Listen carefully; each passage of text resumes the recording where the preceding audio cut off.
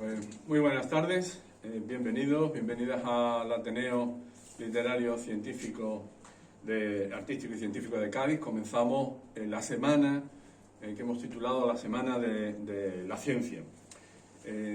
Va a ocupar el día de hoy 3 días, hasta el jueves, donde tendremos pues, en cada una de las sesiones, en cada una de las tardes, actividades diferentes. Esta semana se articula fundamentalmente con la conferencia que podríamos llamar conferencia inaugural del doctor Serafín Pazo, que, bueno, pues, que de alguna manera, o de todas las maneras, ha sido el promotor de esta Semana de la Ciencia. En definitiva, a él se le ocurrió la idea ya antes de la pandemia, hace ya tiempo. Y bueno, pues finalmente hemos podido articularla, finalmente hemos podido materializar la misma, ¿no? El día de mañana le corresponde fundamentalmente a los jóvenes y en ellos van a participar una mesa sobre ciencia y humanismo, una nueva cultura que coordina nuestro vicepresidente Diego Jiménez, al que quiero agradecer desde aquí los desvelos y fundamentalmente el empuje y el dinamismo para que estas jornadas bueno, pues vean la luz, como seguro estamos la va a ver. En ella se hablará sobre humanismo y ciencia por parte de Diego, las matemáticas por Daniel Costa, que sabéis que fue uno de los egresados premiados con uno de los premios de excelencia del Ateneo. Él hablará desde el mundo moderno, Galileo, Descartes, Newton, Leibniz, a la importancia actual de las matemáticas. La medicina pues va a estar representada por Santiago de los Reyes Vázquez, que fue otro de los premiados, y que hablará sobre medicina y humanismo, la conservación del legado hipocrático. Las ciencias y las artes, bueno, será una ponencia que tratará Laura Muñoz Prián, y hablará sobre ciencia, arte y medios de comunicación, la lengua como medio de difusión y divulgación de la ciencia. Y por último, Paula Ortega nos hablará de la enseñanza de la ciencia, la integración músico-matemática en entornos educativos gamificados, la enseñanza de las matemáticas a través de la música y los entornos, como digo, gamificados.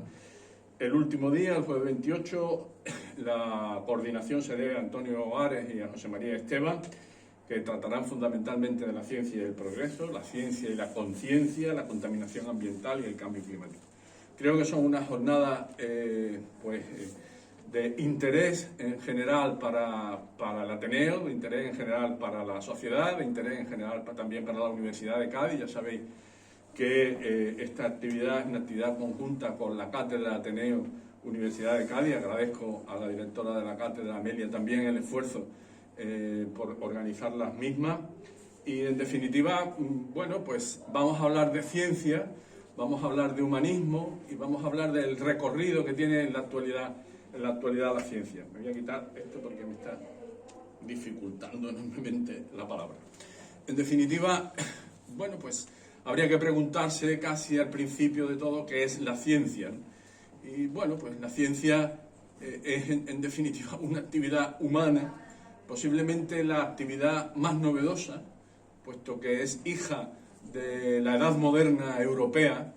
No es que no se hiciera ciencia en la antigüedad, que se hizo, pero en realidad la ciencia, tal como la hacemos hoy, pues heredera fundamentalmente de precursores como Galileo, que en definitiva observaron el mundo y a partir de esa observación obtuvieron las leyes generales. Por lo tanto, la ciencia es una actividad novedosa en cuanto que es hija de la edad moderna europea. Es universal, puesto que es el único pensamiento, la única forma de analizar el mundo que se hace de una forma universal. Las religiones pueden variar dependiendo de la procedencia geográfica, los sistemas políticos también, los sistemas filosóficos también, pero si uno quiere hacer ciencia normal, ciencia de verdad, pues esa ciencia se hace de la misma forma, o se debe de hacer de la misma forma, en Singapur, en Harvard o en Cádiz. Y también es una actividad la más provechosa, es decir, es novedosa, es universal, es provechosa. Una hija directa de la ciencia es la técnica, y gracias a la técnica pues estamos hoy aquí con un ordenador, tenemos las lámparas encendidas, podemos viajar a Berlín o podemos vacunarnos para prevenir determinadas enfermedades, como evidentemente y por desgracia pues la COVID-19. En definitiva, la ciencia también es una actividad redentora, es decir, de alguna forma nos redime de nuestras desgracias y trata de hacer la vida un poquito mejor. Por lo tanto, de eso vamos a hablar estos días, de esa actividad humana que es la ciencia. Comienza, como digo, el doctor Serafín Pazos, que tiene una larga trayectoria ateneística y fundamentalmente una trayectoria vinculada a la ciencia en este Ateneo. Es decir, que de todos conocidos, pues es una tertulia científica que ha sido exitosa durante muchos años. A Serafín lo conocemos todos, pero conviene recordar que es doctor en farmacia por la Universidad Complutense de Madrid, que es doctor en ciencias químicas por la Universidad Santiago de Compostela, que fue profesor universitario, que ha sido catedrático numerario de física y química y que fue también jefe del servicio de farmacia del Hospital Universitario Puerta del Mar. No le hablo ya de las publicaciones y de los libros por él editados, pero sí recuerdo uno que me regaló recientemente, la farmacocinética de los medicamentos, en lo cual tiene una de las frases que utiliza para iniciar alguno de los capítulos, una frase de otro científico, de uno de los grandes, de Rutherford, que dice algo así que como no tenemos dinero, pues lo único que nos queda es pensar. Pues como el Ateneo tampoco tiene dinero, lo único que nos queda es organizar este tipo de jornadas para el beneficio de todos. Así que muchas gracias y los dejo con el doctor Serafín.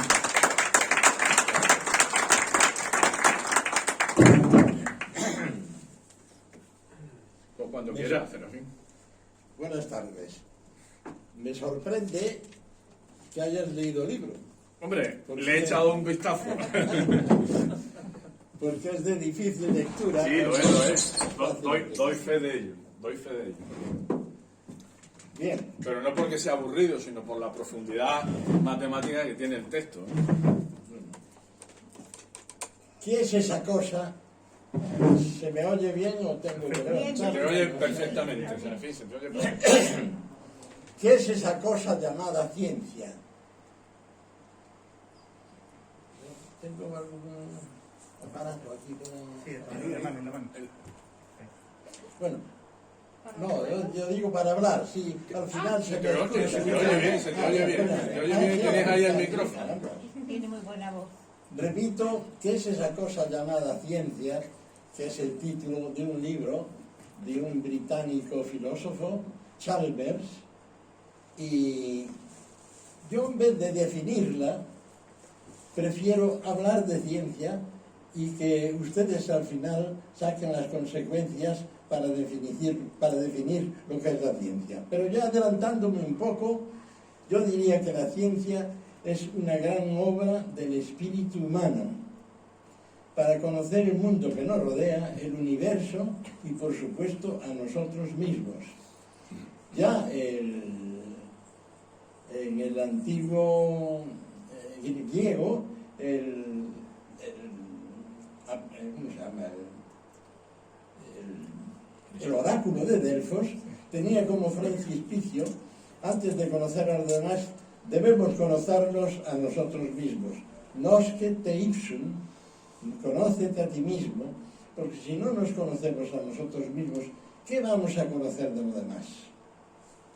O en griego, tine de gemeis, que es dónde o cómo somos, que viene a hacer lo mismo que nosce te ipsum.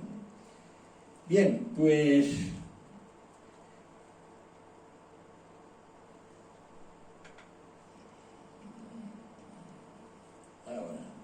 perdón. Aquí pongo unas frases que parodiando a Groucho Marx podríamos decir, si no les gustan, tengo otras también. La primera de ellas dice, simple sigillum veri, es decir, lo simple es signo de verdad. La naturaleza siempre camina por camino más simple. Es lo que se llama el principio de parsimonia. Cuando hay varias hipótesis para explicar algo, la naturaleza, lo más probable es que la naturaleza haya elegido la más simple, la más económica también. Porque el principio de economía, que empezó con el francés Maupertuis y luego con Hamilton y Jacobi en la mecánica analítica, este principio dice que la naturaleza también sigue el camino más económico, que a veces no es el más corto, pero el camino más económico es el que conduce siempre los procesos de la naturaleza, hasta tal punto que la naturaleza es muy ahorrativa, recicla todo lo que existe, no desperdicia nada. Y estos dos principios son los que tenemos que tener en cuenta siempre que nos enfrentamos a un problema. El principio de parsimonia, es decir, buscar la hipótesis o la explicación más sencilla, y el principio de economía, que es buscar el camino o la teoría más económica.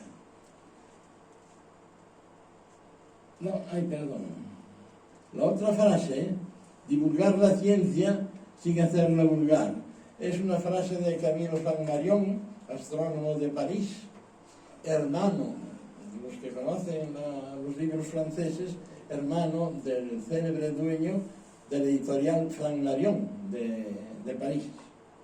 Y este señor, astrónomo, que llegó a director del Observatorio de París, se reunía por las tardes con un grupo de señores y les explicaba cuestiones de astronomía.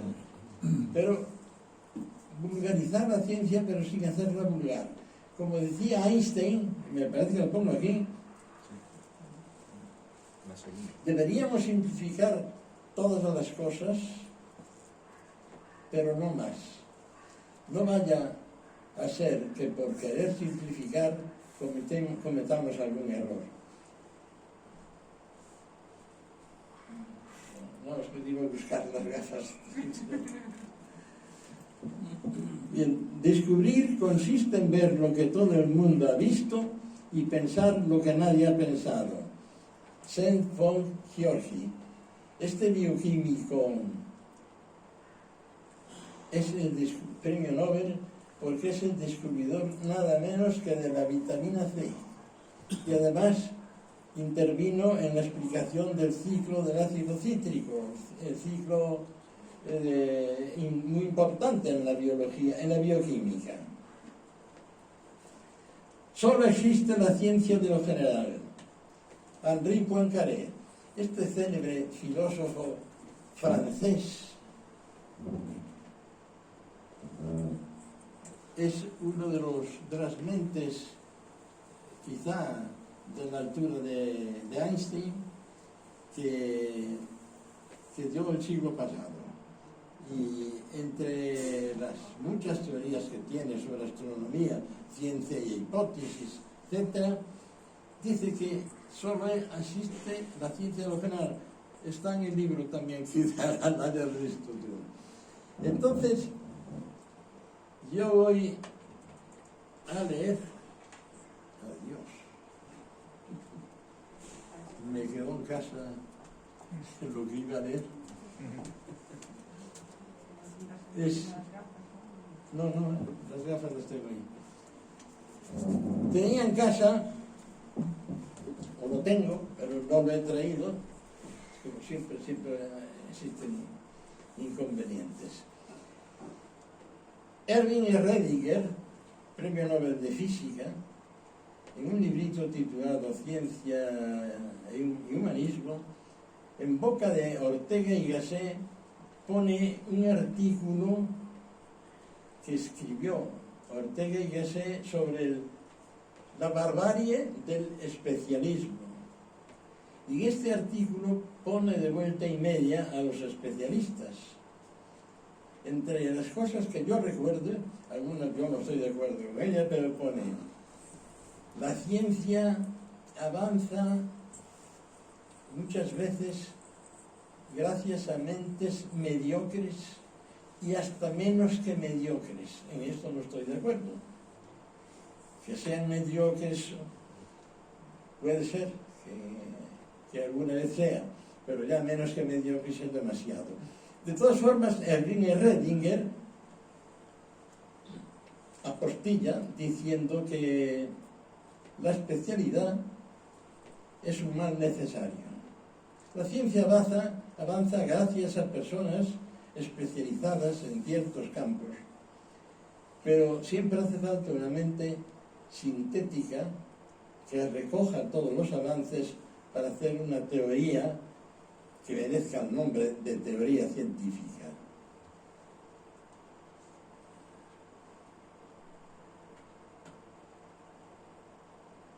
Yo tengo un recuerdo de un cuento, no sé si cuento o fábula, que había leído de un palmeral sagrado que había cerca del río Ganges. Y en ese palmeral sagrado tenía una particularidad, que cada palmera tenía un mono que la cuidaba y además que se encargaba de marcar su territorio para que nadie interfiriera en su palmera. A mí me recuerda esto la universidad en que yo estudié. Y había un monito que estaba en otra palmera, que era muy curioso como todos los monos, y fue a una palmera de estas, del palmeral sagrado, para interesarse en trabajar en esa palmera. Pero lo echaron con cajas destempladas diciendo que era un diletante, que él estaba en una palmera de astronomía y matemáticas y que no tenía nada que pintar allí. Pues bien, a mí me recuerda ese palmeral sagrado la universidad en que estudié yo, de departamentos estancos que marcan su territorio sin que nadie pueda intervenir. Y el monito curioso era un servidor. De todas formas, este servidor sigue siendo curioso a pesar de la contra del desplante de que fue objeto. Bueno, desayunando con física. Ya sé que mejor sería, me imagino que a todos les gustaría desayunar con buen jamón, unos huevos fritos, buena mantequilla, pero quizá la catedrática Amelia vendría a llamarnos al orden diciendo que estáis comiendo muchas calorías. La caloría salió de la teoría que se pensaba antes sobre el calor. El calor se pensaba que era una sustancia que salía del cuerpo o podía entrar en el cuerpo. Pero desde los trabajos del conde Rumford, Benjamin Thompson, trabajando con cañones, comprobó que el trabajo se convertía en calor. Y entonces midió incluso qué trabajo es necesario hacer para conseguir una caloría de calor. Y ese trabajo es 4,18 julios. Una caloría equivale a 4,18 julios. ¿Por qué me paro en esto? Porque la Comisión Internacional, la IUPAC, en su comisión de símbolos, unidades y nomenclatura, esta comisión es una especie de academia de la lengua. Indica los símbolos que debemos utilizar y la nomenclatura que debemos utilizar en el lenguaje científico. Y ya sabéis, todos lo sabemos, que ahora en los alimentos no solamente se ponen las calorías, se ponen también los julios, que es la unidad de trabajo. La unidad internacional de trabajo es el julio. Y es muy fácil, un ejercicio muy fácil el pasar de calorías a julios. De manera práctica, para pasar de calorías a julios se multiplica por 4 el número de calorías y se le añaden 2 décimas al número.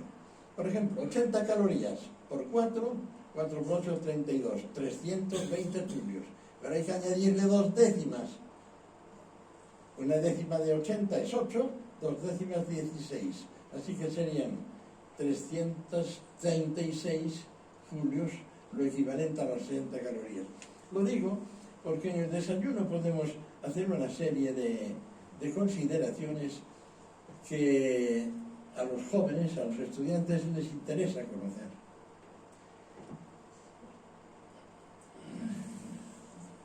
No veo bien, perdón. Un culo en una taza de café, cáusticas y culoides.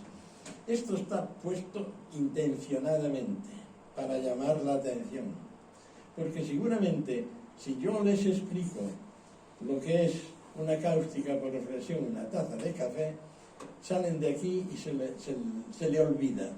Pero si ustedes recuerdan que hay un culo en una taza de café, seguro que no se les va a olvidar. Cuando en esta taza de café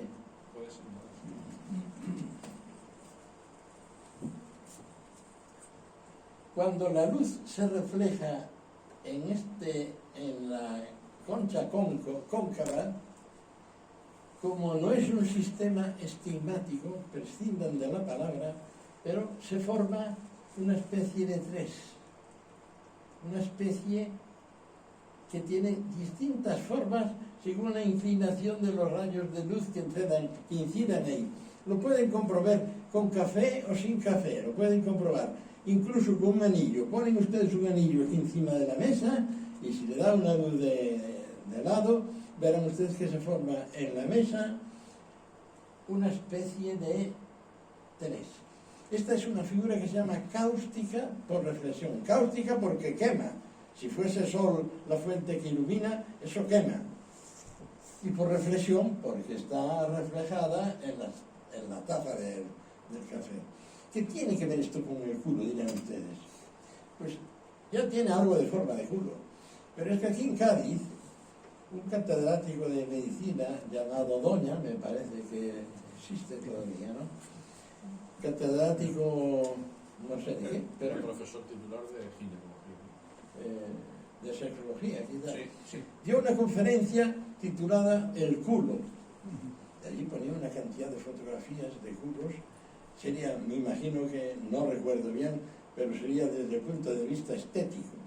El culo que era antes la parte donde la espalda perdía su honesto nombre, ahora es la parte donde la espalda gana su honesto nombre. Pues cuando terminó la conferencia, yo me acerqué a él y le dije, le voy a dar la ecuación de todos los culos. Yo le llamé a esa ecuación, igual que hay la ecuación de los corazones, cardioides, de los riñones,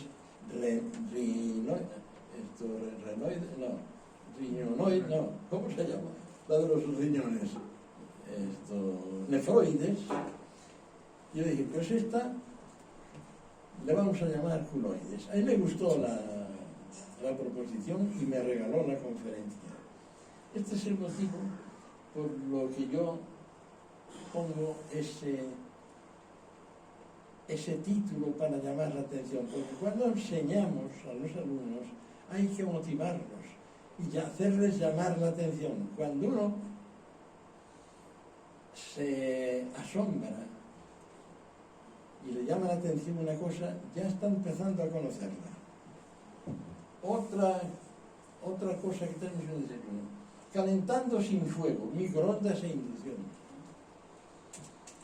Aparte del procedimiento que todos conocemos de calentar por fuego, ya saben ustedes que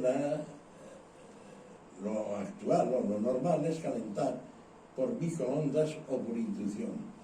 ¿Cómo se calienta por microondas? El agua, que es lo que se calienta cuando calentamos algo, tiene que ser un líquido, normalmente agua, tiene moléculas que tienen dos polos. Es una molécula dipolar. Y esta molécula dipolar, si le envían radiación, pues se mueve. Y se mueve mucho de tanto moverse que su frotamiento produce calor y se calienta la sustancia. Tiene que ser líquido. Y dirán ustedes, pues yo cuando cojo una taza allí que calenté líquido, también se calienta la taza. Sí, la taza se calienta, pero por conducción del líquido que está caliente dentro de la taza. No me paro en otro procedimiento de inducción, porque el calentamiento por inducción es una especie de transformador, pero voy a seguir, en vez de pararme en disquisiciones físicas. Es interesante conocer también cómo se calienta por inducción. Pero vamos a seguir. Adiós.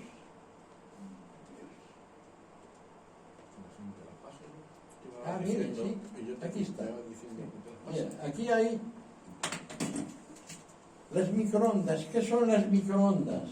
Pues ondas de pequeña longitud, milimétricas o centimétricas.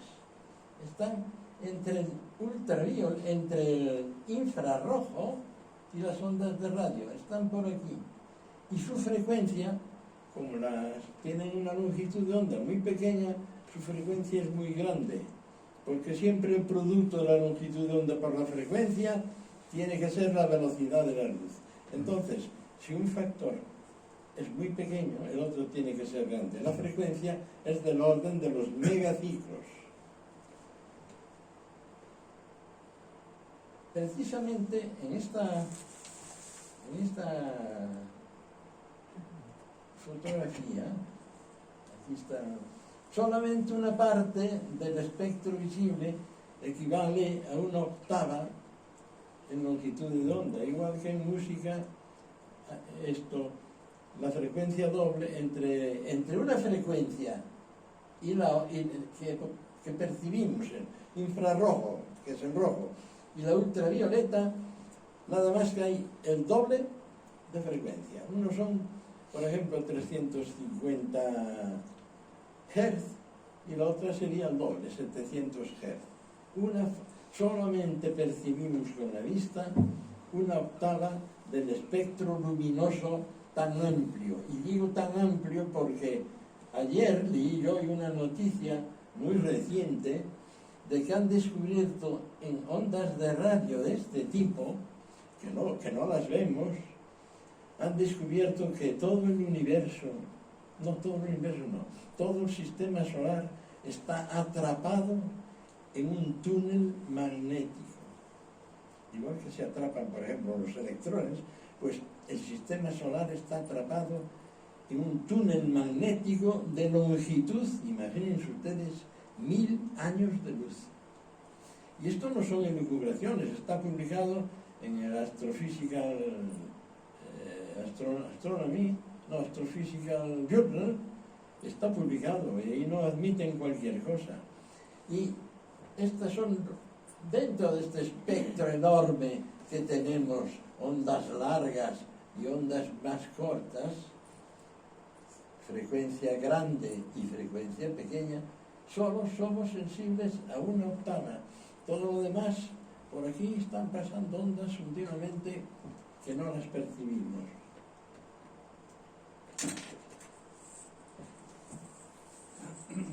Vale, ¿no? ¿Esto qué pasó? Lo apagaste.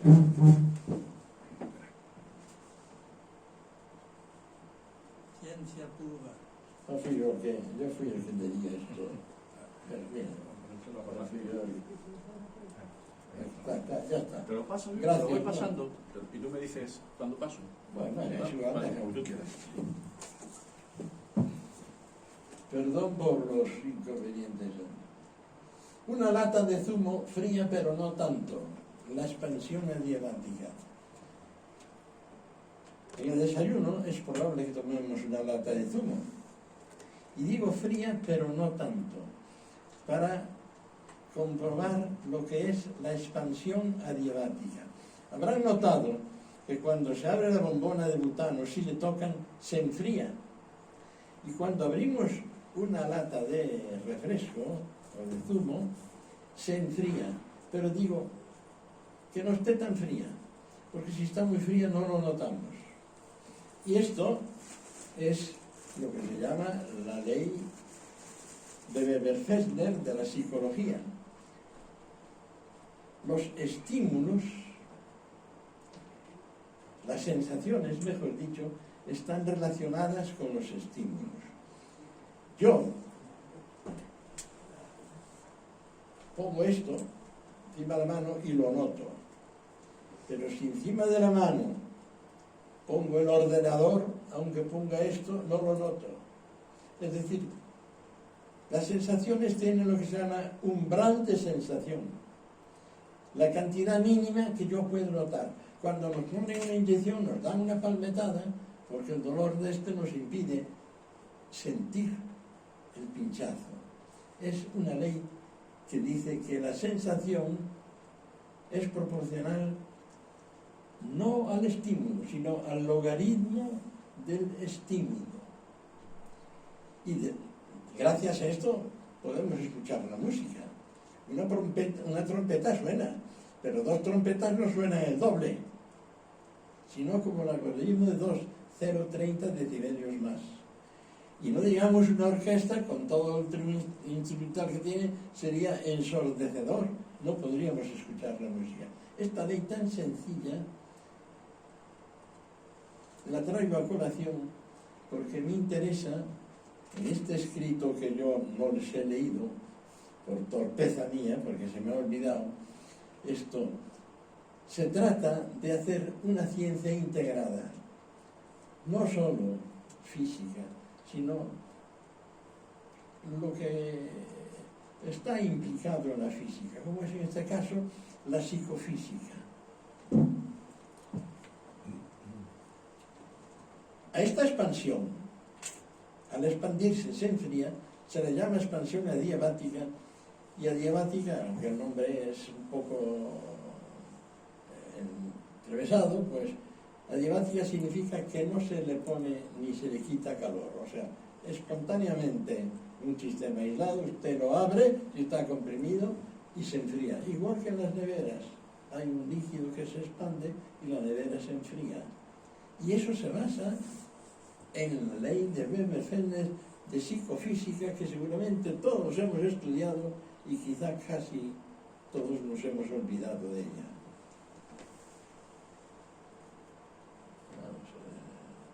Óptica geométrica, una cuchara. Por supuesto, una cuchara tiene una parte cóncava, un espejo cóncavo, que se lo pueden hacer si la cuchara está brillante, y verán ustedes que las leyes geométricas de un espejo cóncavo se pueden comprobar ahí. Como uno lejos se ve invertido y al acercarse a distancia menos del fondo se ve derecho y de mayor tamaño. Y por la otra parte siempre se ve derecho a la imagen y de menor tamaño, que es lo que se aprovecha en los espejos convexos de los coches, para ver con menor tamaño, tener más amplitud y ver lo que viene detrás.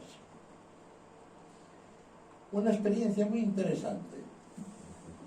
Que un sonido, más un sonido, pueda producir silencio, llama la atención. Igual que si una luz más otra luz puede producir oscuridad, es el mismo fenómeno. Uno es con ondas sonoras y otro es con ondas electromagnéticas. ¿Por qué? Porque si tenemos un tenedor que suene, que no todos suenan, y lo hago vibrar los dos dientes o los dos, este y este, lo hago vibrar, este da ondas que llegan al oído, y este otro da unas ondas con algo de retraso. Si yo giro esto, puedo conseguir que la onda que llega con retraso anule la otra onda que va con adelanto. Si yo pongo una onda así y pongo otra al revés, pueden anularse. Y esto es lo que ocurre con el sonido y lo que ocurre con la luz. Si yo pongo una luz como esta, no como estas, porque esta luz tiene muchas longitudes de onda, aquí hay un sinfín de longitudes de onda, no es una onda pura, pero el láser sí es una onda pura.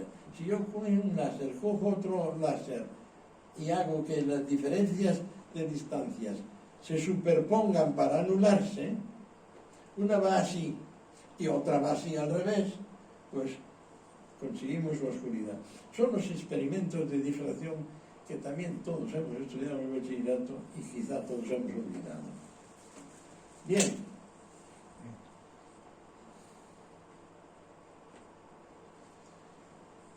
Cuando yo era un niño de, tendría unos 8 o 9 años,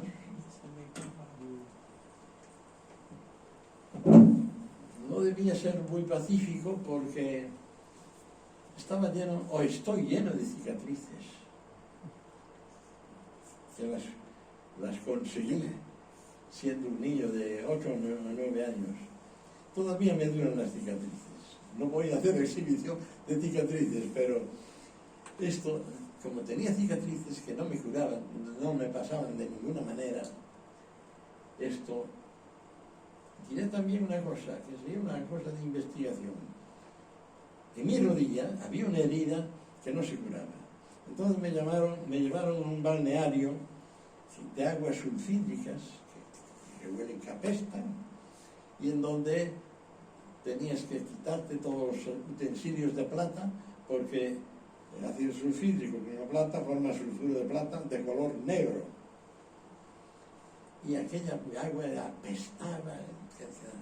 Pero en aquel balneario, en aquella placidez, yo escuchaba siempre un ruido, plan, y al cabo de un rato, plan, otra vez, y al cabo de un rato, plan. Yo, que era un mono curioso, el palmeral, y yo voy a ver de dónde procede este ruido. Y me alejé del balneario y había una muralla, salté la muralla, me impresionó, porque estaba un señor así con los brazos abiertos y con sombrero, pero no era de carne y hueso, era un señor hecho de paja, y me impresionó el encontrarme con ello de repente. Seguí más adelante porque ese señor no hacía ruido ninguno, pero ¿de dónde venía? El pan, tan. Y andando me encontré con un aparato parecido a este. Este es un aparato chino, que es un bambú, que le cae agua y entonces cuando se llena el bambú tropieza con esta piedra y emite un sonido para espantar los animales cuando hay sembrado cosas. Entonces, para espantar a los animales, el espantapájaros aquel era para eso también. Pero el aparato que había tenía aquí un depósito, no como esto, tenía un depósito, un cubo, pero con un lado un poco así inclinado, y aquí tenía un martillo, un hierro atado, y aquí una azada de acero, y cuando se llenaba esto se inclinaba como un balancín, echaba el agua afuera, y entonces el peso que tenía aquí en el martillo, ¡plá!, daba ahí en la sacha aquella, en la azada, y producía un ruido, y era ¡plá! Como hay un regato que estaba siempre tal, pues era periódico, se llenaba el cubo, eso se inclinaba como un balancín, se caía el agua, y la otra parte, ¡plá!, tropezaba esto, y era el espantapájaros unido con un señor aquel de paja, que espantaba los animales del sembrado que habían hecho. Bien. A mí me interesó siempre este dibujito, este artefacto, y encontré un pájaro, un juguete, que luego lo vamos a ver, que seguía el mismo procedimiento o el mismo camino que el que hacía esto. Este artefacto que luego vamos a ver mejor, esto obedece a las mismas leyes que esto. Y el violín, que está aquí, también obedece a las mismas leyes. El arco frota en la cuerda hasta que la distiende tanto que la fuerza recuperadora lo hace volver atrás y origina lo que se llama una onda en dientes de sierra, pero también es una cosa periódica. Este es un circuito, tú lo conocerás bien, un circuito muy sencillo, una pila, una resistencia y un condensador. Cuando se carga el condensador, llega a tener tanta carga que la lámpara esta de descarga, una lámpara que se consigue muy fácilmente, yo tenía este circuito muchas veces hecho, pues cuando el condensador llega a cargarse con el voltaje de descarga de esta lámpara da un flash, se enciende y se descarga, pero vuelve a cargarse otra vez y cuando llega el voltaje suficiente, esta lámpara de neón se descarga, da una luminosidad roja y se descarga, y así es otro movimiento periódico. Y aquí otro movimiento periódico interesantísimo. Estamos procurando que la ciencia sea integrada, por lo tanto no me queda más medio que hablar de astronomía. ¿Cómo se mide la distancia a las estrellas?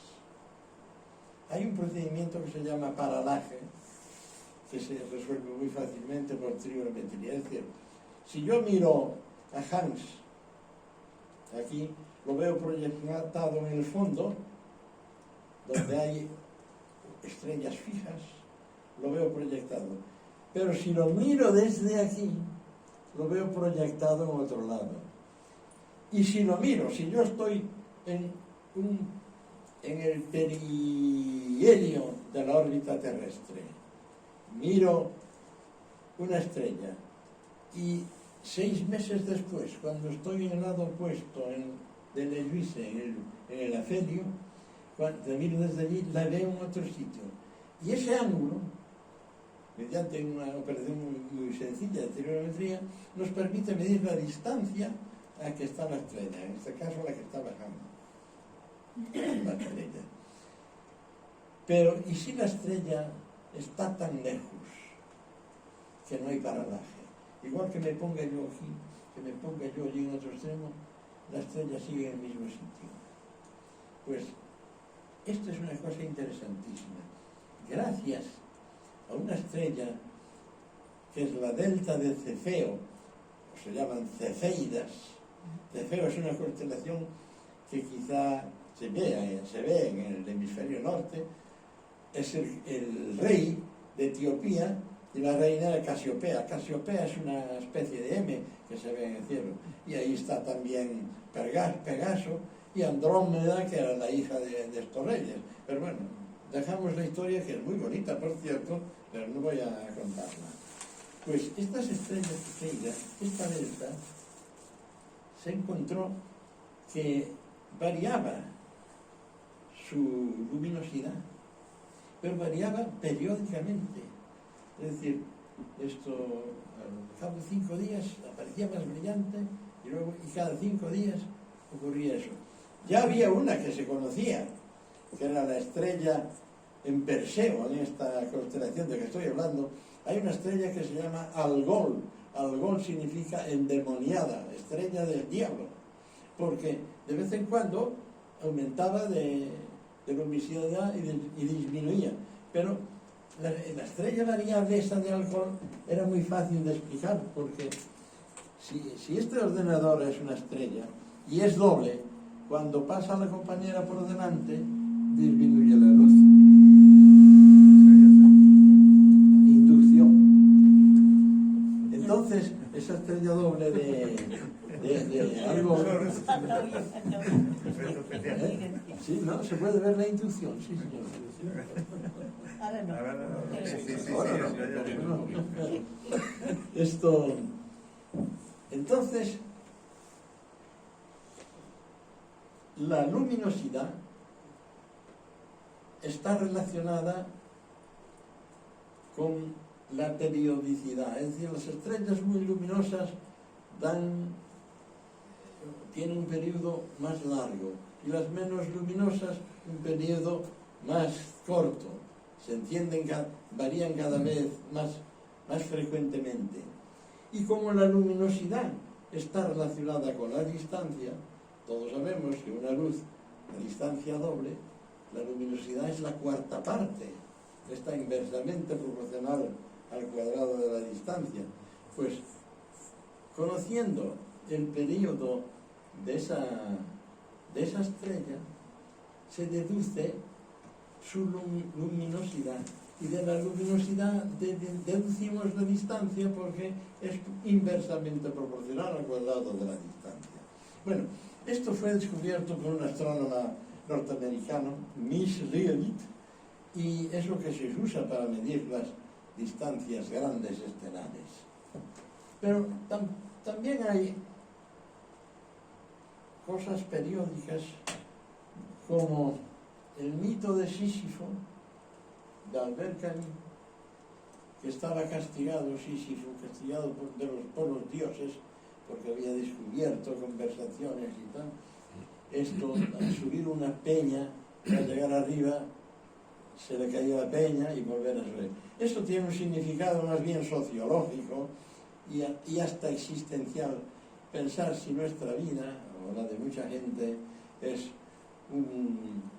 como el mito de Sísifo, hacer siempre lo mismo para estar siempre en el mismo sitio. Y hay otro mito, que es el de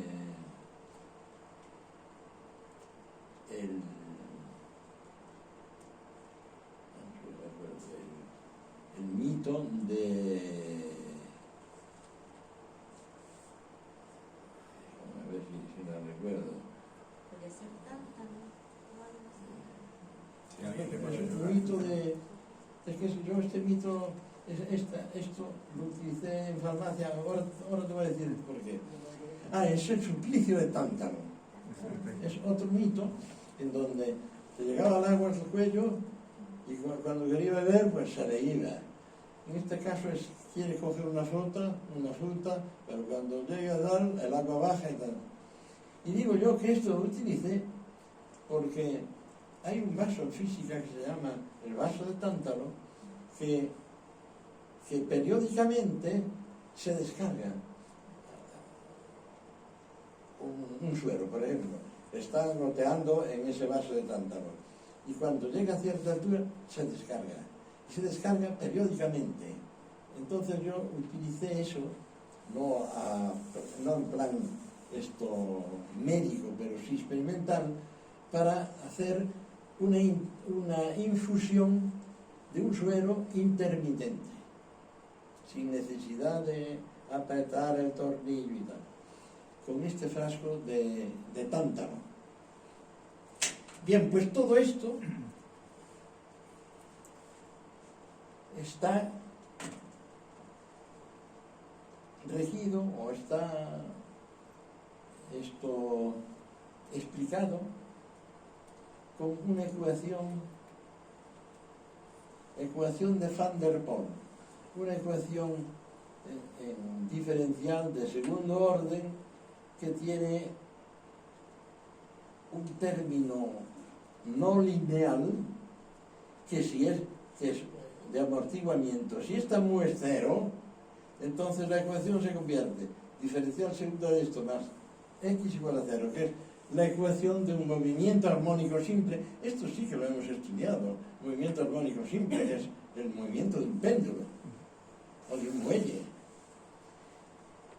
Y Van der Pol era un ingeniero de la Philips que, trabajando con válvulas, encontró esta ecuación y le llamó a estas oscilaciones de relajación. En realidad está bien buscado el nombre, porque cuando esto se carga todo, y se descarga, pues queda relajado en el circuito. Y lo mismo la cuerda, etc. A esta ecuación obedecen todos estos fenómenos. Y como hay una ecuación muy parecida a esta, que usan los telegrafistas, también se le llama ecuación de los telegrafistas. Continuamos con esto. Yo no sé, muy apurado o no sé. Bueno. Este es el pájaro, menú de pájaro, que cuando yo vine a Cádiz, no sé por qué motivos, me invitaron a dar una conferencia en un colegio mayor que me parece que se llamaba Cheminade, que estaba junto al Club Náutico. Existe, no sé si existe ya. Pero me invitaron a dar una conferencia. Y recuerdo que en aquella conferencia había un médico muy interesado en estas cosas, que se llamaba José Sánchez. Hicimos buena amistad y que sirva como homenaje a este buen doctor. Pues este pájaro lo utilicé yo para dar esa conferencia, la conferencia Física del Juguete. Yo ya había dado otra de Física del Juguete en un congreso que organicé aquí de tipo nacional sobre los programas de enseñanza, y mi intervención fue también Física del Juguete, pero eran otros juguetes, no era este lo di ahí. Bueno, pues este pájaro es un balancín que tiene un depósito con un líquido fácilmente volátil, el éter o el cloruro de metilo, fácilmente volátil. Y la presión del gas hace que suba el líquido por su cuello. Pero cuando llega aquí el líquido, igual que aquel espantapájaros, se inclina. Y tiene un vaso de agua. Igual que el espantapájaros, se inclina, y aquí un vaso con agua, moja su cabeza, que tiene un filtro, una capa de filtro, con lo cual se evapora el agua de la cabeza, y al evaporarse disminuye la temperatura y baja la presión y vuelve otra vez a donde estaba al principio. O sea, es una especie de balancín que según la presión, pero esto tiene, yo no sé si aquí hay, esto tiene mucha física, mucha química y mucha ciencia, porque yo recuerdo cuando hice pues las preguntas que surgen. ¿Hasta qué altura puede subir esto? ¿Puedo poner un pájaro de cabeza muy grande o de cuello muy largo? La temperatura influye en el movimiento de balanceo que tiene esto. Hay una serie de preguntas alrededor de este pajaraco que son interesantes desde el punto de vista físico. Y es más, incluso, si este pájaro oscila sin que nadie intervenga, aparentemente, podría ser una máquina de movimiento continuo. Ahí, gira, sigue girando, y eso puede transformarse en trabajo. ¿Qué pasa? El agua se gasta. ¿Cómo? El agua se gasta y tú tienes que poner nuevo agua. Yo tengo ¿Qué se gasta, dices tú? en casa, ¿no? ¿Pero qué es lo que se gasta? El agua. El vaso de El agua. agua del vaso. ¿Y si es agua? Durante ¿Qué? el agua de gaso sí se gasta, pero es cierto, sí. Hay otro factor. Yo tengo uno en casa. Ah, tienes un gato. ¿Y juegas con él? No, él Experimenta, está todo el día así. Pues sí, el agua se gasta, pero también hay otra cosa que se gasta más, que es la temperatura, que se igualan las temperaturas 28. y la entropía, esta magnitud que tanto se usa hoy, bueno, hoy, hasta en la pintura y en el arte. Tendremos ocasión en el arte y la arte y la ciencia, ¿no?, de hablar de estas cosas. Vamos así. Al lado otra vez. Ahí. Ahí. Ah, ¿Qué le das?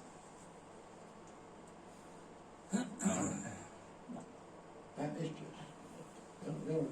No me he saltado nada. Metodología científica. Hay muchos métodos para enseñar la ciencia. Pero yo siempre pensé que enseñar la ciencia es como enseñar a andar en bicicleta. Yo puedo, para enseñar a andar en bicicleta, puedo explicar las leyes del equilibrio, todo no hay que montar, etc. Pero para andar en bicicleta, para enseñar, hay que montar en la bicicleta. Y yo digo, para enseñar la ciencia, hay que hacer ciencia. Y luego al final podemos hacer una experiencia, si el tiempo lo permite, para hacer ciencia.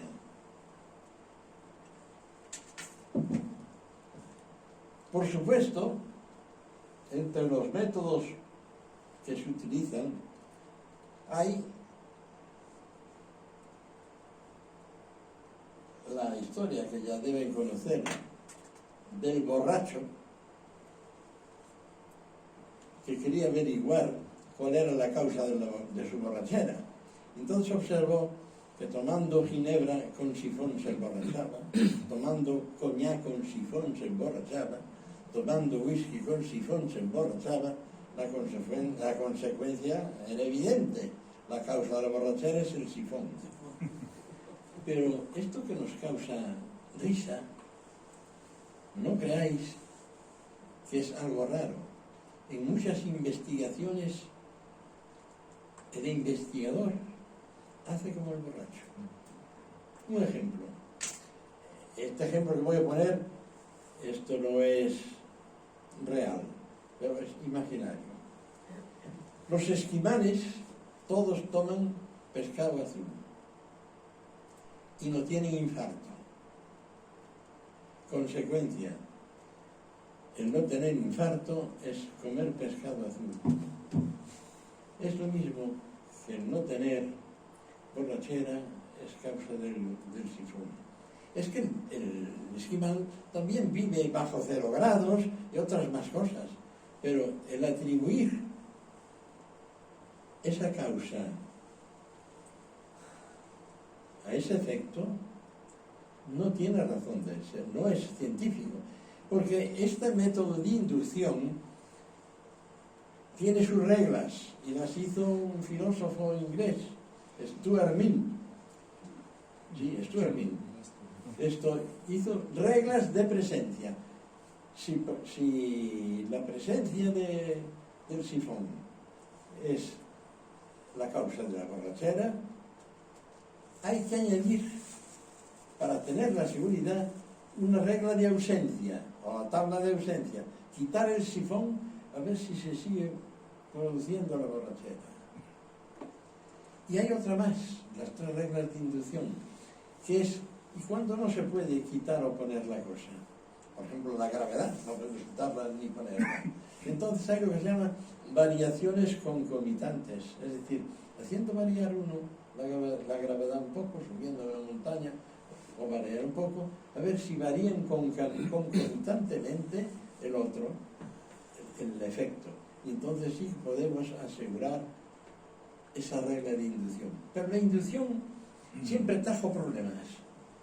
Siempre, y que primero, el filósofo David Hume, inglés, el primero que decía, la inducción, para atribuir un efecto, una causa, no hay razón científica ni razón lógica para atribuirla. El que el sol salga todos los días no implica que mañana vaya a salir el sol. Y entonces yo lo pongo aquí con 3 pavos que van a hacer su composición de inferencia.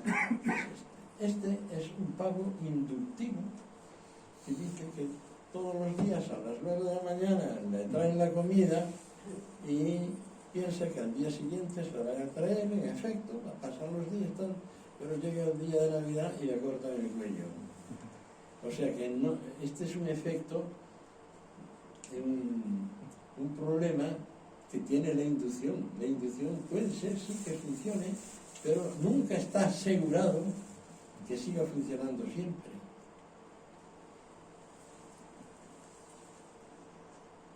Este otro pavo es un pavo que yo llamo popperiano, porque, como sabéis, Karl Popper es el que define lo que es una teoría científica. Una teoría científica cuando es falsable, cuando puede rebatirse, cuando hay una prueba que vale más que todas las afirmaciones.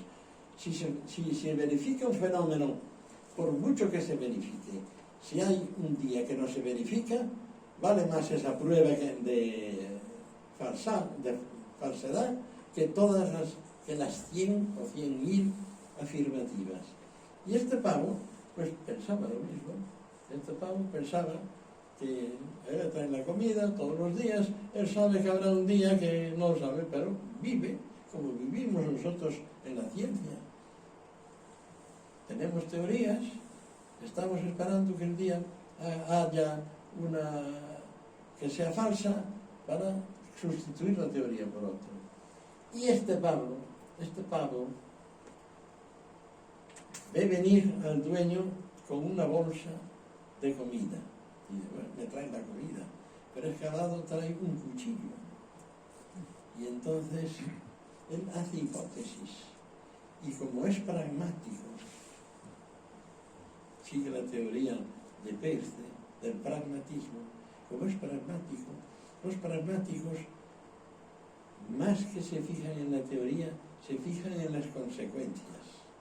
Entonces él dice, el cuchillo puede ser para abrir la bolsa y darme la comida, pero si es para cortarme el cuello,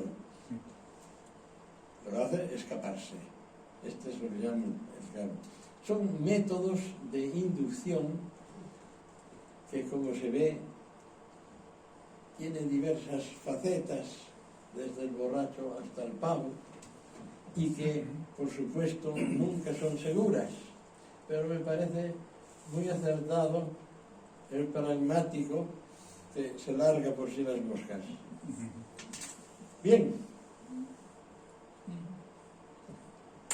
Ahora yo quisiera hacer una experiencia científica, si el tiempo me lo permite. 5 minutos. Sí. No, pero aquí no hay alumnos y entonces les voy a quitar de encima 20 años o 30. Hacerles a ustedes alumnos. Yo me quito 60, lo que sea, para hacerme profesor. Entonces, si hay un par de alumnos que quiera acompañarme, o uno solo, mejor dicho. Voluntario. Yo digo un par porque tendría que haber uno que fuese apuntando en un panel lo que va obteniendo el otro alumno, pero uno solo me basta. ¿Hay alguien que se preste a hacer una experiencia? Ah, caramba. Perdón. ¿Hay alguien de mi familia que me dé la voz, que me dé mi mariconera o mi bolsa? Qué desastre, Dios mío. Bueno, ¿Tú cuál una? yo algunas. No, pero me hace falta la bolsa. ¿El bolso? El bolso, sí. Esta es una hija mía. No saben qué van a se va a meter. No, la verdad es que me coges por sorpresa. Es una experiencia de cómo se hace la ciencia. No, yo tengo un bolso de... Ah, tu bolsillo. O sea, tu bolsillo, bueno. Con vuestro permiso, el whisky con sifón me emborracha. Esto es el sifón. Ah, gracias, hombre.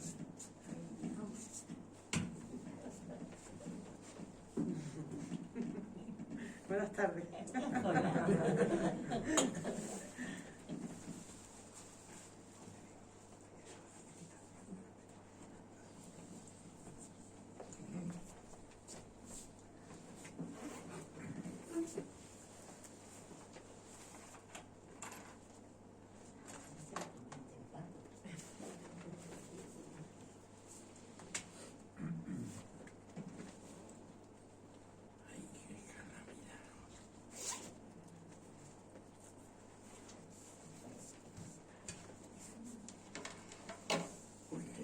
Perdonar que... El bolso Se ha mirado algo. ¡Qué barbaridad! El bolso es peor que esta caja. Aquí tengo, cuando les hablaba De lo que vas a leer. de lo que iba a del leer. principio de Maupertius y el de Hamilton, yo le hice un poema. Y al final del poema le ponía: caminante, si hay camino, entre tantos diferentes a partir de donde estás, para llegar al destino, solo hay uno, nada más. Es el final del poema que hice. Bueno, pues aquí tengo una caja negra, que aunque no es negra, no sabemos lo que hay dentro. Hay cosas. Y igual no sé si recordáis el método Chen, uno de los métodos de enseñanza de la química.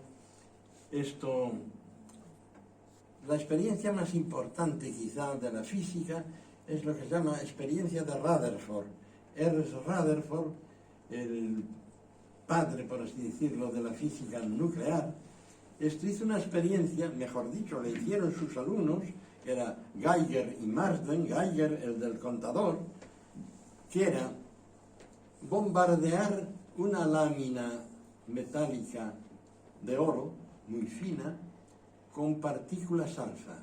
Y se encontró que casi todas atravesaban el metal sin desviarse, pero una cada 10.000 rechazaba inmediatamente.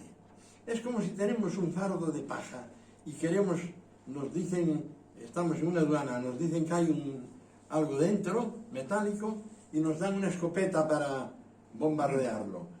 Todos los perdigones la atraviesan excepto uno que sale para atrás. Esta es la experiencia de Rutherford, que es el fundamento del átomo de Rutherford-Bohr. Pero la caja negra era el fardo de paja. Este es nuestro fardo de paja, una caja negra que vamos a averiguar qué hay dentro. Yo no lo voy a bombardear, pero tengo un imán que mi alumna, mía, lo va a utilizar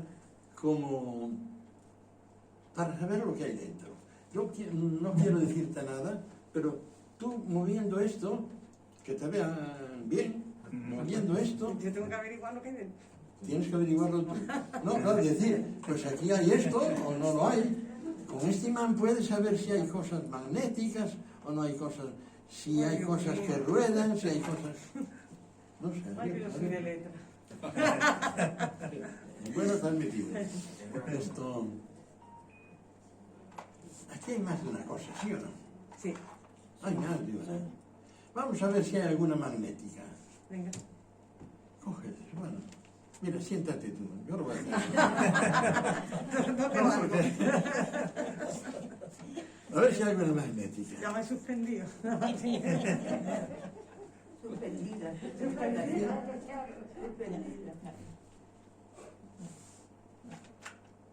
Adiós, tenemos Tiene poco. Lo han cambiado la caja. Aquí hay. Mire, el imán, estoy notando que va trayendo una cosa. Y ahora, Sí. basta. Ya sé que hay una cosa magnética, pero hay otras que no las coge el imán. Bueno, para no prolongar esta historia, esto es un ejemplo de cómo podemos enseñar la ciencia, haciendo ciencia. Esto es una investigación. Y yo podía ir anotando aquí, pues hay 3 cosas o 4, y hay una que es magnética y otra es una bola. Una va más a pensar que las demás. Y al final abro la caja y así me entero de qué es. Yo ya no lo recuerdo, ¿eh? No sé qué transmití hace tiempo y no sé. A ver, y se lleva uno una sorpresa, igual que se lleva un científico. Está averiguando unas cosas y piensa que eso es lo que hay. Y cuando va a la realidad, pues yo no sé lo que hay aquí, pero Vamos a verlo.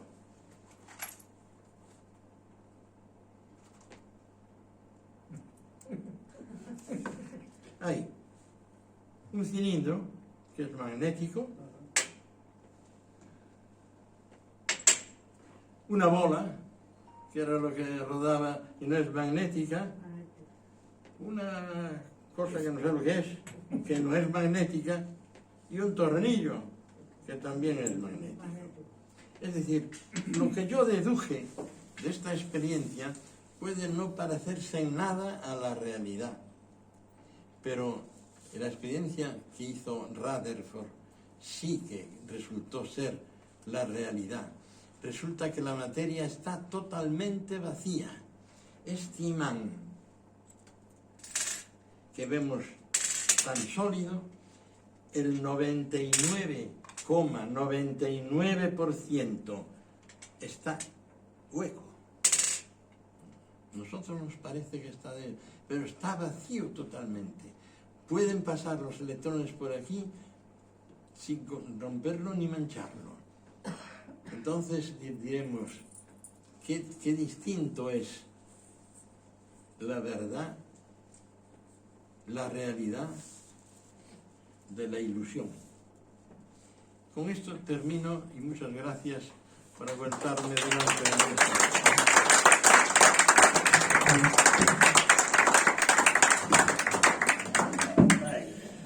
Bueno, Un desastre, yo digo, me olvidé de las cosas en casa. muchas gracias, Serafín, Desastre.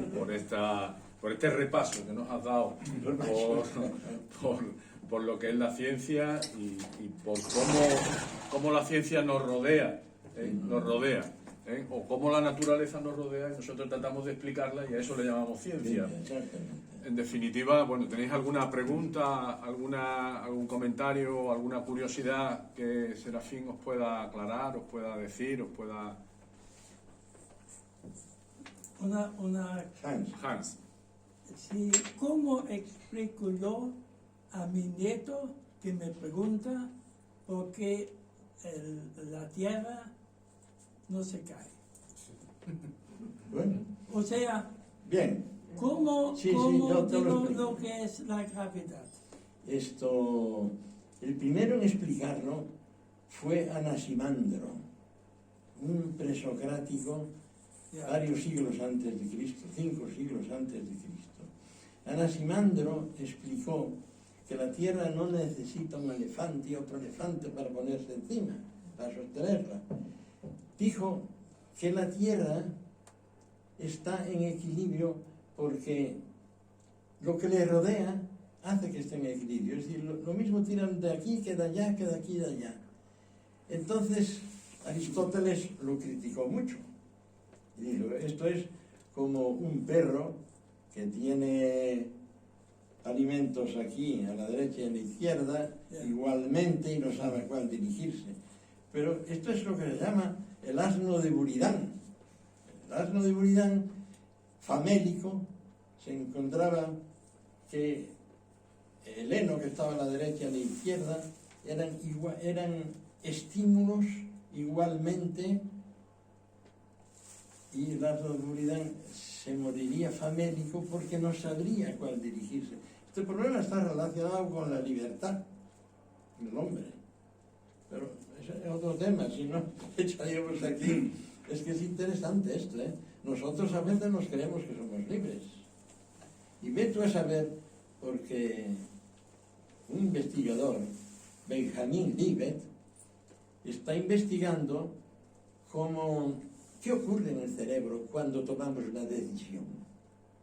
Y encontró que antes de tomar la decisión había actividad en el cerebro. Y seremos libres entonces. ¿Pensamos que somos libres? Si antes de actuar ya en mi cerebro había movimientos. Otra escuela dice que lo que se observó en el cerebro era ruido del conjunto de las neuronas. Y volvemos a tener la esperanza de que somos libres mediante esta teoría, pero son todas teorías. A tu niño Y a tu nieto, ¿Cómo, yo le explicaría, es que, ¿a qué se llama caer? ¿Qué entiende él por caer? Y dice, claro, caer, pongo una cosa aquí, cuando se yo cae. dejo esto, Pero- se cae. Claro, pero y los que están, los antípodas que están abajo, ¿para dónde caen? No caen hacia el espacio. Lo mismo que nosotros. Entonces, a tu nieto yo le diría lo de Anaximandro. Pues mira, es que tiran de ella por una parte y por otra todos los planetas y todo eso, y esto está... Igual que le puedes poner un ejemplo de uno tira por una cuerda, otro por otra, un individuo, y ese no se mueve. O sea, si pones un chico, tira, date una cuerda, uno tira por un lado y otro por el otro, está en equilibrio, no se mueve. Igual que la Tierra no cae, porque tiran de ella. Pero nosotros tenemos movimiento. ¿Eh? Nosotros tenemos la Tierra y eso tiene un movimiento. Y Entonces tienes que explicar la teoría de la relatividad. No, Sí, porque el espacio, la materia deforma el espacio y va por la deformación del espacio. Y eso es la teoría general de la relatividad. Dice, niño, espera un poco, y cuando seas un poco mayorcito te lo explico. no, eso te cae, pero un niño quiere otra Al niño le dice, explicación. mira, si cojo el imán, Porque lo suelto y se cae. No. Pero si lo aguanto, se cae también. Si lo aguanto, no se cae. Hay fuerzas que nosotros no vemos que aguantan el imán. no, eso es lo que pasa, pero Claro. tú no sabes lo que es el magnetismo. Porque Bueno, es el el magnetismo. imán, la caja. Que no Todos sabes los la planetas caja. alrededor que tiran Claro. de ella, es buena idea, ¿no? Me dicen que lo aguantan. La Tierra está aguantada como por unos dedos que no son dedos. No se ve. Mira, niño, Yo creo que es la atracción universal. Pero explicárselo al niño lo de la La atracción. atracción universal no, es que Bueno. pide que las se caiga. preguntas... No, ya, Hay más ya, preguntas. Ahí Antonio tenía otra pregunta. Antonio. Yo querría agradecerle la conferencia que ha dado. Yo no leo lectura. Antonio, no se te escucha así. Que se hace. Yo querría agradecerle Más fuerte todavía. más fuerte. Querría agradecerle. O acércate. Toma esto si quieres. No, ya cerca del entero. Por ejemplo, ¿me oye ahora? Sí. Sí.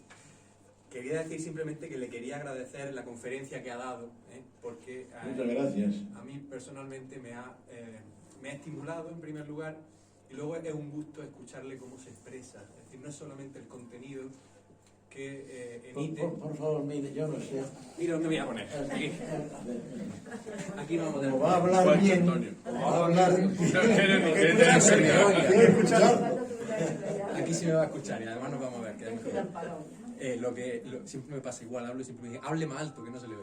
Bueno, que querría agradecerle la conferencia que ha dado, porque no solamente el contenido que ha transmitido, sino la forma, el modo en el que lo ha hecho, me ha parecido...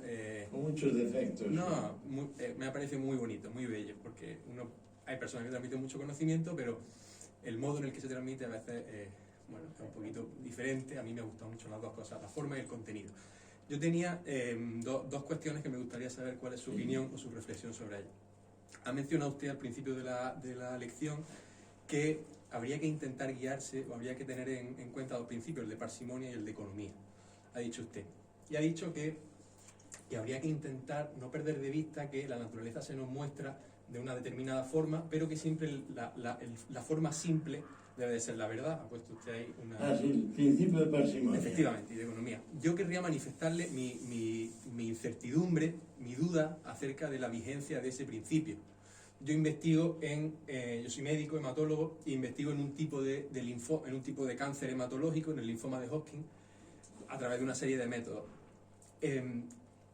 Y a mí diariamente se me plantea la complejidad de cómo intentamos pensar que aquello se comporta, ¿no? Las formas en las que la célula tumoral evade el tratamiento, Sí. las formas en las que parecería que tenía inteligencia, ¿no? Que se rodea de vasos sanguíneos, se rodea de mecanismos.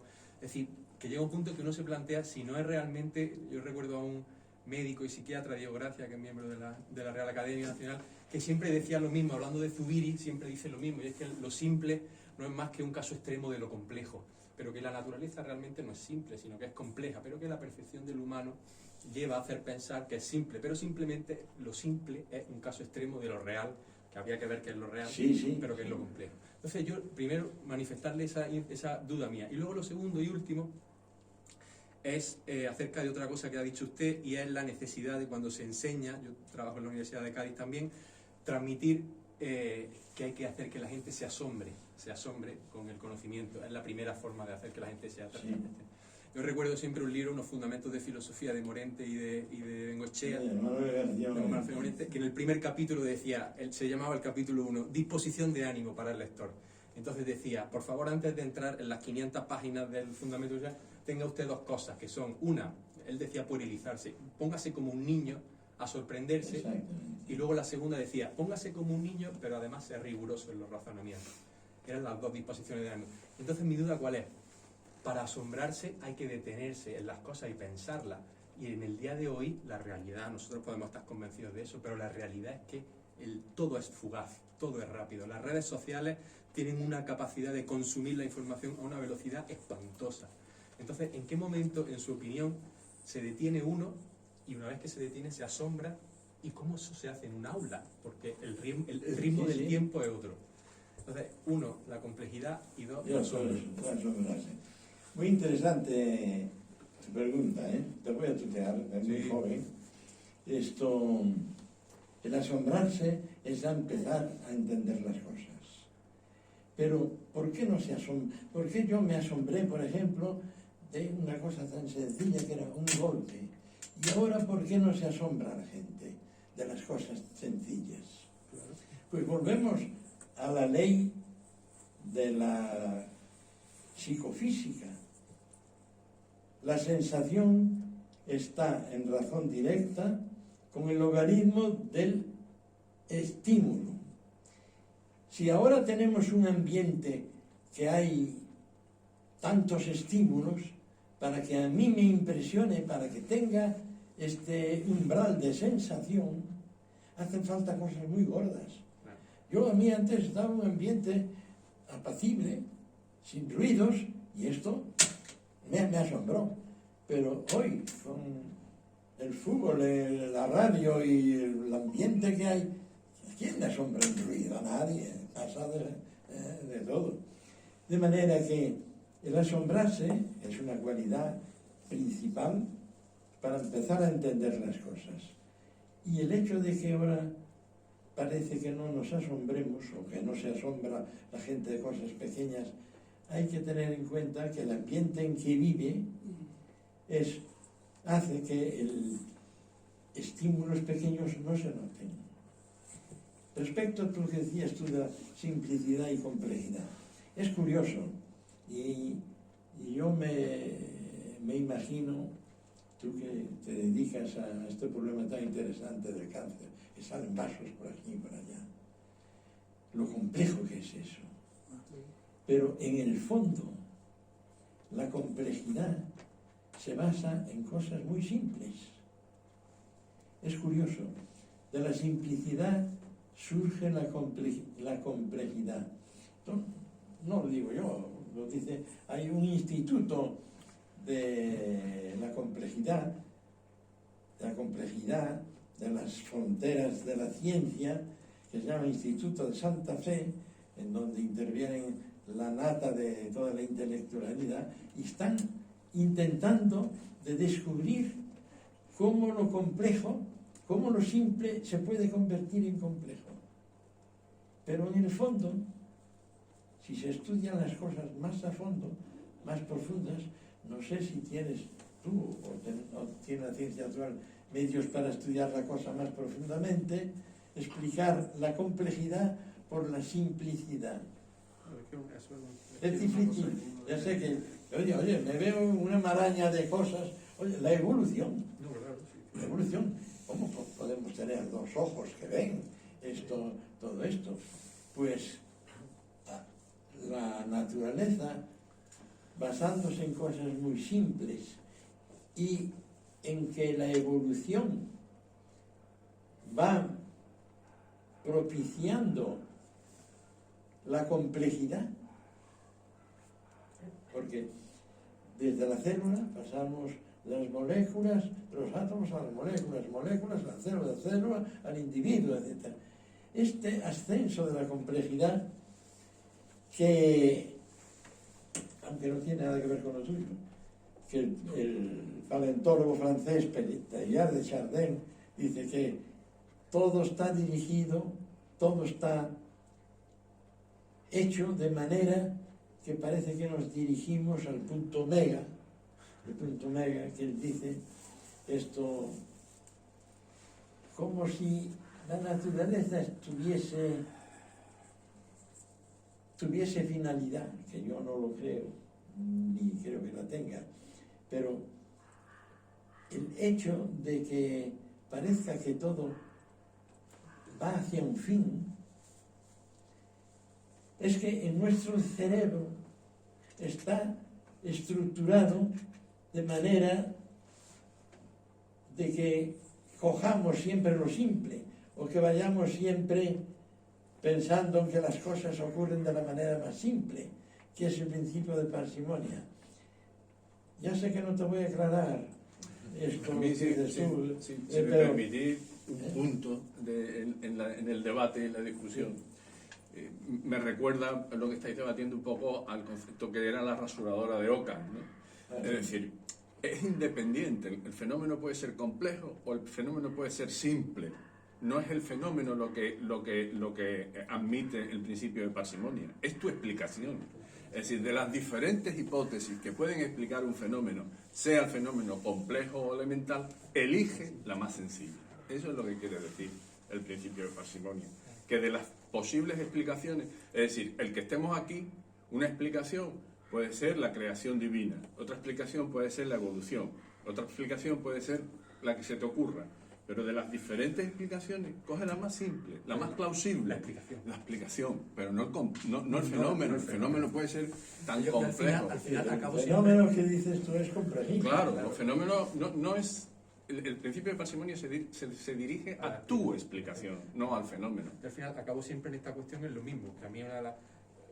En naturaleza, historia de Dios y la naturaleza, cuando uno se plantea realmente o intenta reflexionar, que no llegar a la conclusión, es un de suyo.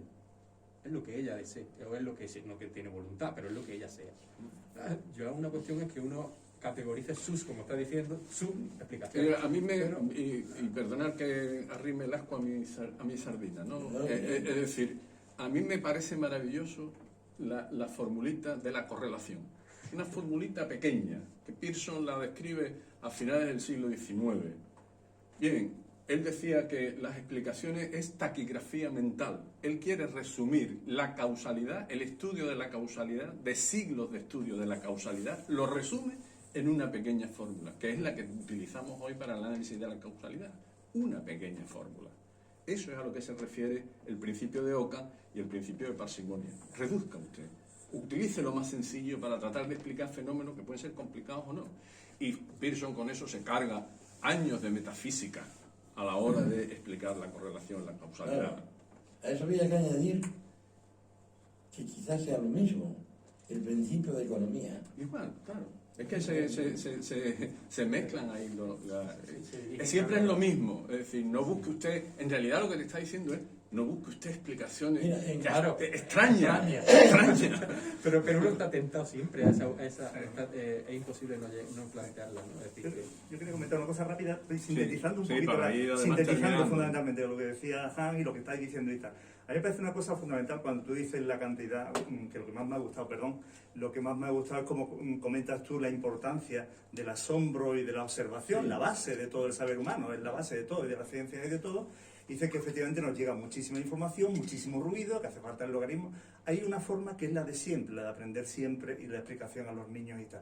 Y es la de pasar de la pasividad a la actividad. O sea, la forma de aprender, de que uno sea el centro del aprendizaje y tal, es que uno se ponga a hacer ciencia, a experimentar, a ver posibles salidas. Yo pienso muchas veces que los niños, por ejemplo, esto es como la historia de la humanidad, es decir, a un niño chico hay que contarle lo que ha pensado la humanidad cuando era prehistórica al principio. Es importante y seguir según las edades. Y efectivamente lo de Anaximandro es válido absolutamente para los niños. Esa equidistancia, ¿no?, de todos los planetas y tal. Entonces a mí me parece fundamental pasar de lo pasivo a lo activo, uno ser sujeto de su aprendizaje con esa capacidad de asombro. Hacer tienda.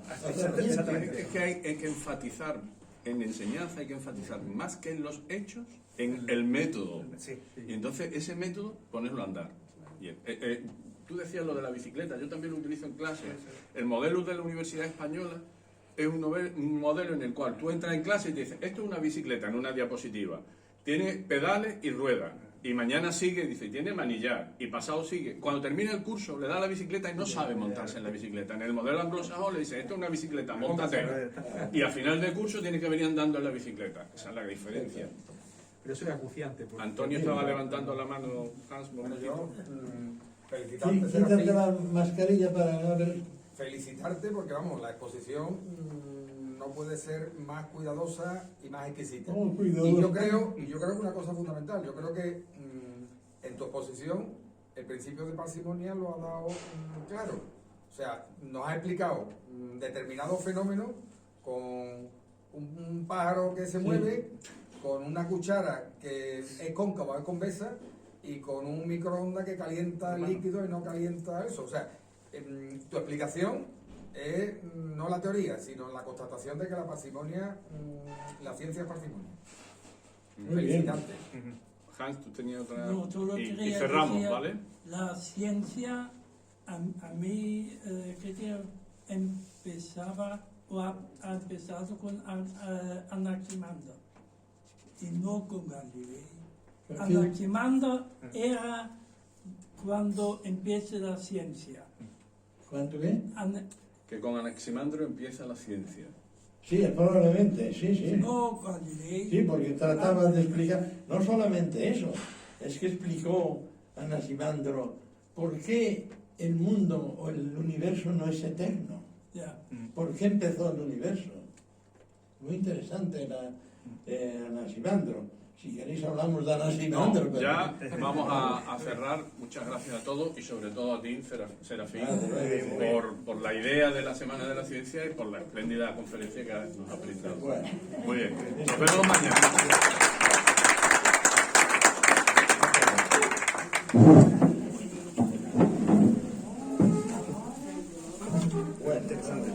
Muy interesante la pregunta, ¿vale?